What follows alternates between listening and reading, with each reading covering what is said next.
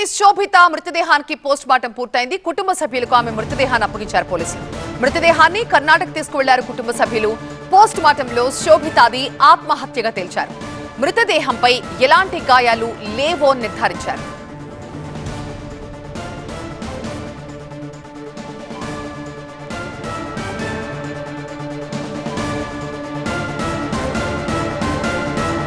కన్నడ నటి శోభిత మృతదేహానికి post mortem పూర్తి చేశారు.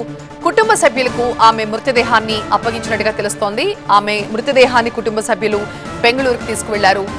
పోస్ట్ మార్టంలో శోభితాది ఆత్మహత్యగా తేల్చారు వైద్యులు. మృతదేహంపై ఎలాంటి గాయాలు లేవో నిర్ధారించారు.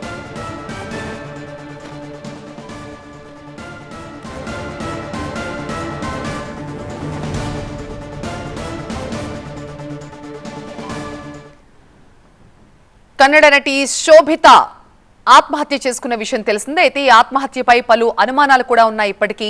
కానీ పోస్ట్ మార్టంలో మాత్రం శోభితాది ఆత్మహత్యగా తేల్చారు. ఇక స్క్రీన్ పై చూడొచ్చు, శోభిత భర్తను కూడా మనం స్క్రీన్ పై చూస్తున్నాం. ఆయన ఒక ఐటీ ఎంప్లాయీగా తెలుస్తోంది. పెళ్లైన తర్వాత నటనకి దూరంగా ఉండడంతో శోభిత డిప్రెషన్ లోకి వెళ్ళిందా, లేకపోతే అవకాశాలు రాక, లేకపోతే భర్తతో ఏమైనా గొడవలు ఉన్నాయా? వీటిపై ఎలాంటి క్లారిటీ అయితే ఇప్పటికీ రాలేదు. కానీ కుటుంబ సభ్యులకు మాత్రం తను ఎప్పుడూ కూడా తన పర్సనల్ విషయాలు షేర్ చేసుకున్నట్లుగా అయితే తెలీదు అని చెప్తున్నారు. తన సోదరితో మాట్లాడే క్రమంలో కూడా ఆల్ హ్యాపీస్, అంతా బాగున్నామని శోభిత చెప్పినట్లుగా ఆమె సోదరి కూడా చెప్తున్నారు. కానీ ఇంతలోనే ఇంతటి దారుణానికి ఆమె ఎలా ఒడిగట్టింది, ఎలా తను ఆత్మహత్య చేసుకుందన్న విషయంపై ఆమె కుటుంబ సభ్యులందరూ కూడా ఒక డైలమాలో ఉన్నారు. ఆమె డిప్రెషన్లో ఉన్నట్టుగా కూడా ఎవరికి తెలియదు అని చెప్తున్నారు. మరోవైపు భర్తపై కూడా అనుమానం వ్యక్తం చేస్తున్నారు. ఒకవేళ భర్తతో ఏమైనా మనస్పర్ధలు ఉన్నాయంటే అలాంటివి కూడా ఎప్పుడూ తమతో షేర్ చేసుకోలేదు అని శోభిత కుటుంబ సభ్యులు చెప్తున్నారు.